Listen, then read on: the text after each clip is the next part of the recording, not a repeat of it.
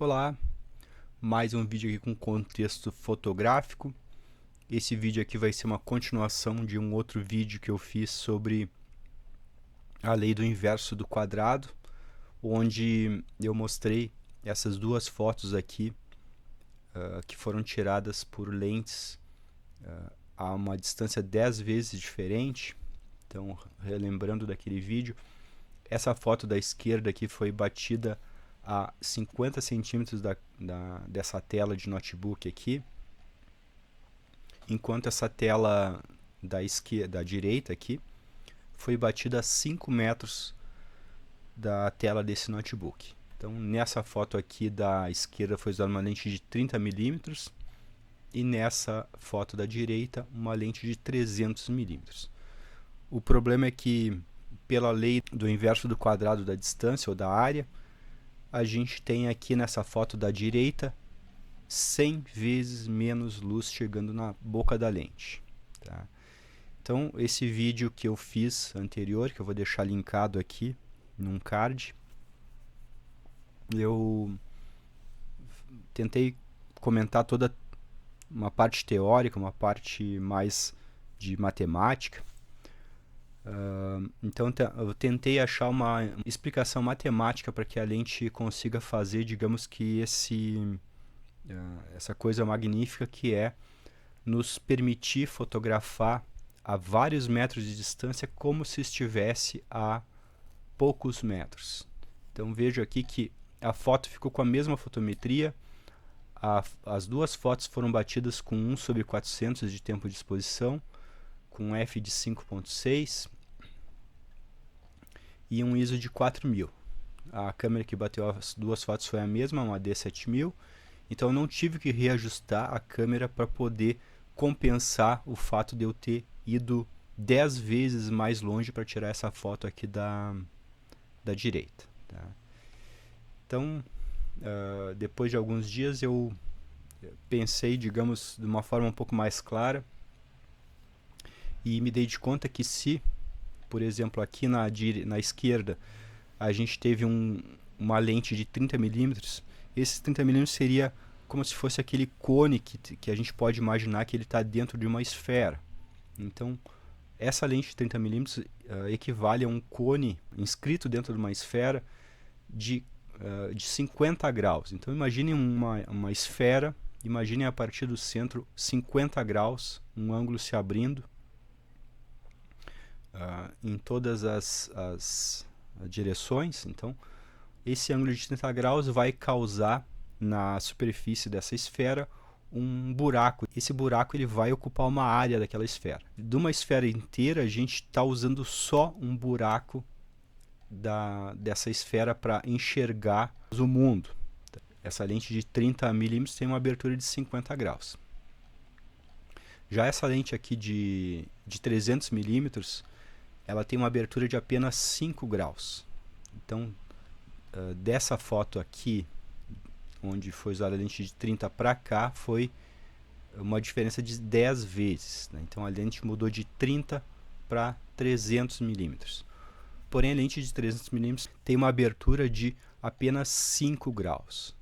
Então, imagine essa esfera com um raio de 300 milímetros, que é o caso dessa lente aqui, e essa lente abre apenas um buraquinho nessa esfera imaginária que conteria essa lente dentro. Então, a lente é como se fosse um cone, uma corneta de som, por exemplo.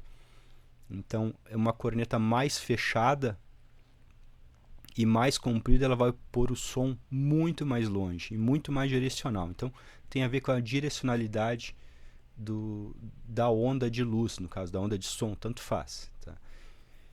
Então, como daqui para cá, daqui de 30 para cá, a gente teve 10 vezes de diferença, então o cone da lente cresceu 10 vezes. E a abertura, que é proporcional a esse cone aqui de 30 milímetros, dessa lente, que era de 50 graus, baixou para 5. Então a gente ganhou 2 vezes desse lado de cá. A gente tem um cone de lente maior, 10 vezes maior, e tem uma seletividade 10 vezes maior. Então a lente restringe o ângulo 10 vezes mais. Então, com isso, 10 vezes de restrição de ângulo e 10 vezes de aumento do cone da lente, a gente tem 100 vezes de recuperação de luz.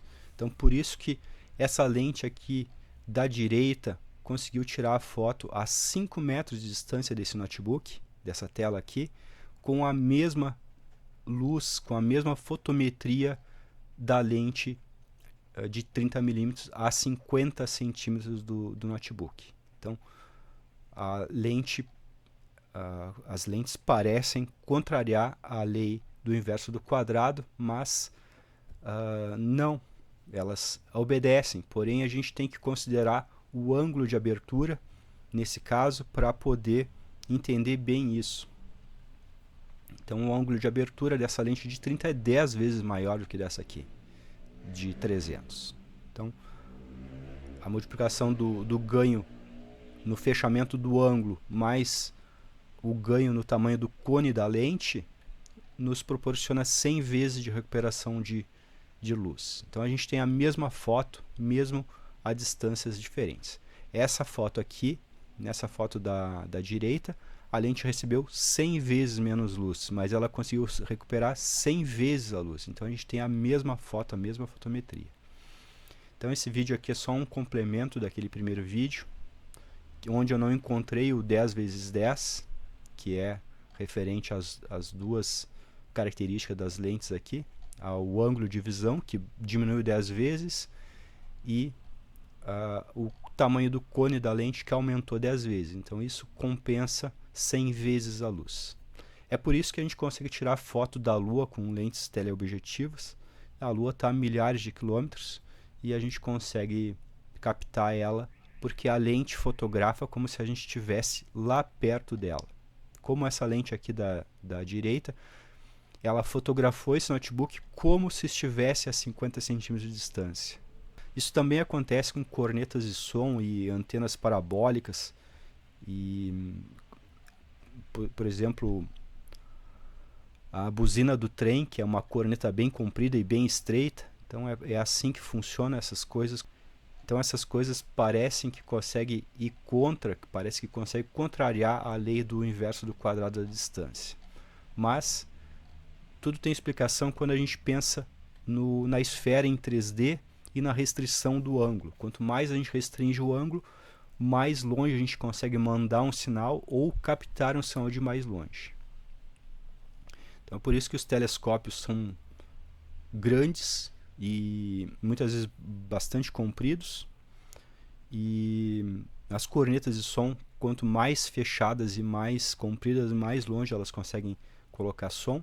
E da mesma forma, se a gente pegar uma corneta de som e colocar no ouvido, a gente vai conseguir escutar um som de longe como se esse som estivesse perto.